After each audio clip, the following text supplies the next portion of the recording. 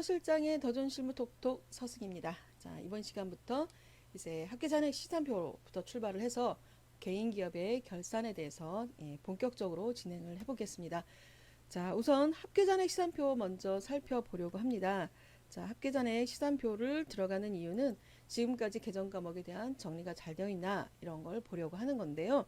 자, 합계잔액 시산표 가기 전에 저희가 하기 전에 해야 될 게 자동점표에 있는 통장, 거래 내역 다 정리해 주시고 채권 채무도 맞춰야 되는 것이고요. 예, 그리고 신용카드 부분, 예, 이런 데서 혹시 자료 수집을 통해서 신용카드를 입력을 했는데 자, 그중에 전표 삭제된 거 있는지 우측에 보면 여기 전표 상태가 나오죠. 여기에 삭제된 전표. 그러면 삭제된 전표는 메인 매출 전표 입력했는데 메인 매출로 입력을 시켰는데 입력시켰던 것들 중에서 이거는 부가세 매입이 처리가 안 된다라고 해서 부가세 MRI를 통해서 수정사항이 생겨서 그 뭐 전표를 지워버렸다라고 하면 여기에 삭제 전표라고 뜨죠. 그럼 삭제 전표는 삭제 전표 됐기 때문에 못 써먹는 게 아니라 삭제 전표는 비용으로는 일반 경비로는 써먹을 수가 있는 것들이니까 삭제 전표 됐던 거 다시 다 여기 삭제를 전송 가능으로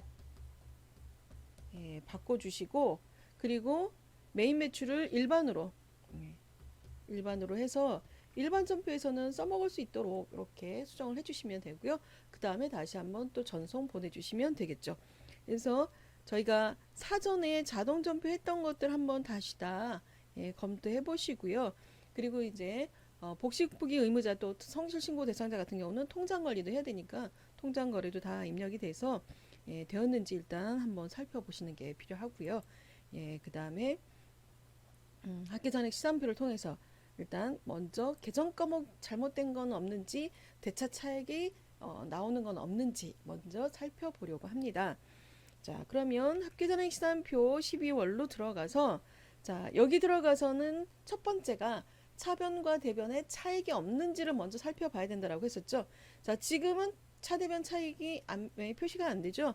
자, 근데 저희가 입력을 하다 보면 일반 전표 입력 같은 경우에는 만원 이렇게 입력시켜야 되는데 잘못해서 차변은 만원, 대변은 1,000원 이런 식으로 입력하는 경우들이 있습니다.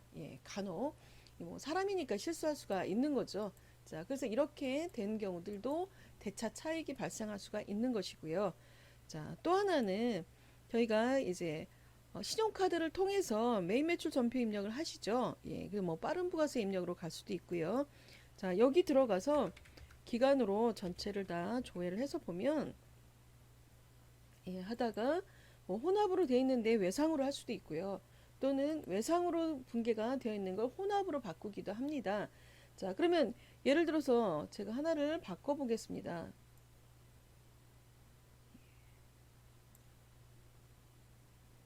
혼합으로 되어 있는데 제가 외상으로 바꾸려고 합니다.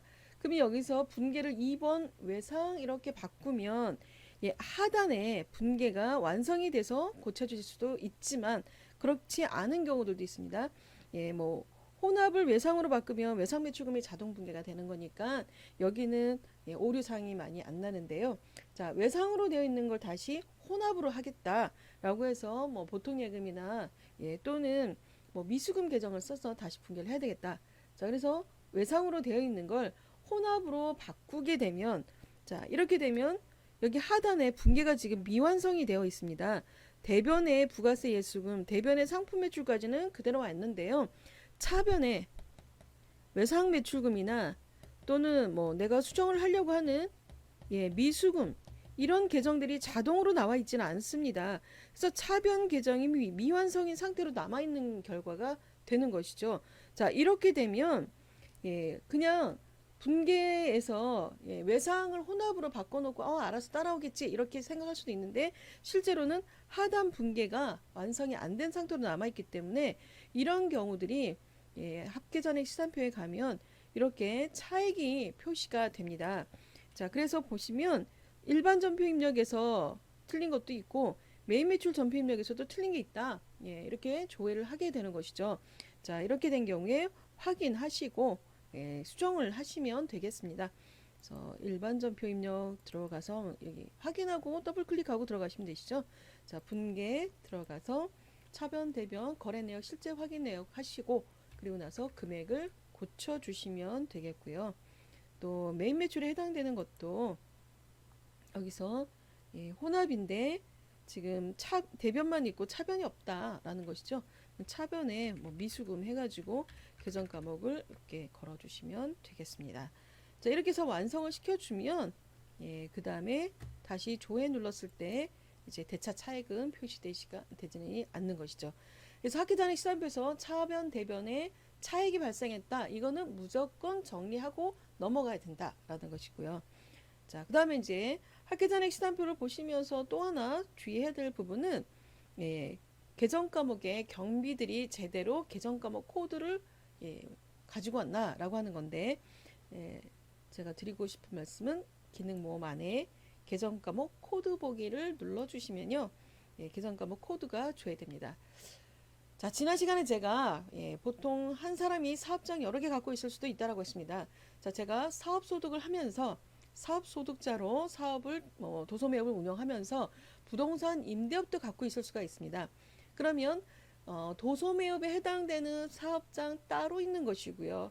부동산 임대업에 해당되는 사업장이 따로 있습니다. 그러니까 회사가 두 개죠. 업종별로 계정 과목이 가야 된다라는 것이죠.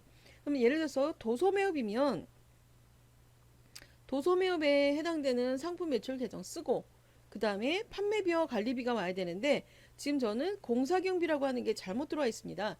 자, 그러면 이런 경우에 계정 과목 선택 잘못된 게 있으니까 바꿔주셔야 된다는 것이고요. 자, 또 부동산 임대업이다. 그러면 부동산 임대업에 대한 임대 수입이 있고 임대 수입에 따른 판매비와 관리비들이 있겠죠. 자, 그런데 부동산 임대업인데 임대업에 해당되고 기장을 하고 있었는데 여기에 공사경비가 들어가 있다. 이것도 잘못된 것이죠. 그러니까 내 업종에 따라서 업종에 따라서 경비 코드가 가야 되는 거죠. 그래서 회사 등록에 업종 코드가 굉장히 중요합니다. 그 업종 코드에 해당되는 게 도소매업이면 도소매업이거나 또는 서비스업, 뭐 음식점도 있을 수가 있고요. 또는 뭐 건축사, 법무사 뭐 이런 부분들이 다 서비스업이죠. 자, 이런 경우들은 원가는 없고 다 비용이 판매 관리비들이 되겠습니다. 그런데 제조업을 하고 있다. 그러면 원가 경비가 필요하죠. 500번대. 자, 그리고 건설업인 경우에 건설이 도급이냐 분양이냐에 따라서 600번대, 700번대 코드가 들어갈 수 있습니다. 판매비와 관리비는 공통으로 쓰일 수가 있는 것이고요. 자, 그러니까 내 업종에 따라서 공사 경비가 정확하게 와 있나 라고 하는 부분을 확인할 필요가 있다라고 하는 것이죠. 자, 그러면 이제 저는 도소매업만 있어서 상품 매출과 판매 관리비만 있으면 되는데 여기 잘못해서 공사 경비가 하나 들어와 있다.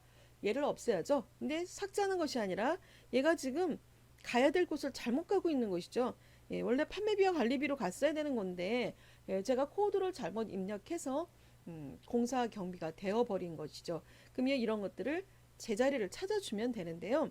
이때 이제 수정하는 방법이 자, 여기 나와 있는 걸 더블 클릭하고 들어가서 다시 거래 내역 확인하고 더블 클릭하고 들어가서 611을 512로 이렇게 바꿔주는 방법이 있고요. 이렇게 해서 하나하나 추적해 들어가서 수정하는 방법이 있고 그 다음에 또 하나는 또 다른 방법으로는 이 들어갔더니 거래 내역이 너무 여러 건이라서 한 번에 삭제하기가 번거롭다라고 하시면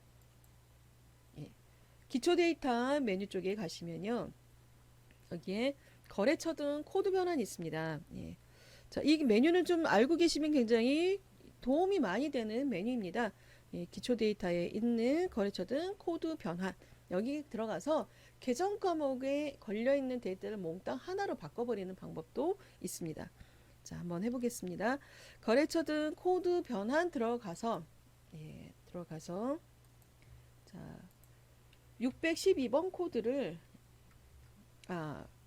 여기 지금 변환 대상이 거래처 코드로 되어 있는데 여기서 계정 과목 코드로 바꿔주시고 그리고 변환 계정 과목을 612번을 812번으로 고쳐라. 612번 공사에 해당되는 여비교통비를 판매비와 관리비에 해당되는 여비교통비로 수정하시오 라는 의미이고요.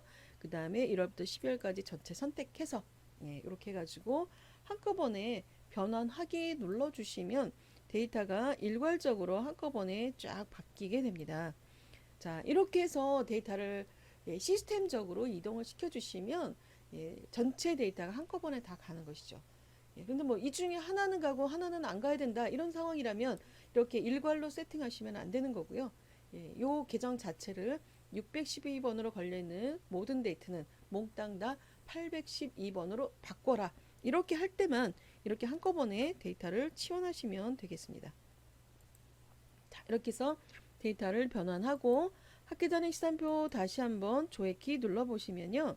여기에 600번대 있던 경비들은 없어지게 되는 것이죠. 이렇게 해서 사전에 이제 학기 전에 시산표에 있는 내용들을 먼저 살펴볼 필요가 있다라는 건 정리하시고요.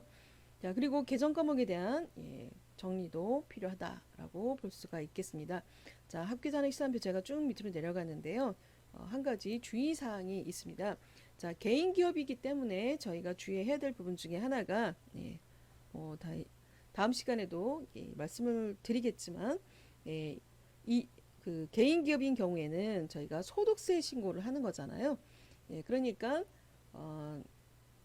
사업소득, 부동산에 해당되는 사업소득, 또 금융소득, 이자 배당에 해당되는 금융소득, 자, 그리고 기타 소득, 연금소득, 근로소득 있으면 다 같이 이제 다 종합소득세로 합산을 시켜줄 건데요. 이때 이자 배당을 합산하게 됩니다. 그런데 시산표 안에 이자 수익이 있으면 얘를 어떻게 하죠? 지금 저는 도소매에 해당되는 사업소득을 지금 결산을 하려고 하는 것인데 도소매업에 해당되는 사업소득을 결산할 건데 지금 사업소득 안에 이자가 들어와 버렸어요. 이거는 잘못된 것이죠. 그래서 이렇게 되면 여기 나와 있는 이자 수익은 나중에 조정을 통해서 단기 순이익에 포함되어 있지만 통해서 불산입을 시켜버리게 됩니다. 불산입 시켜야 되고요.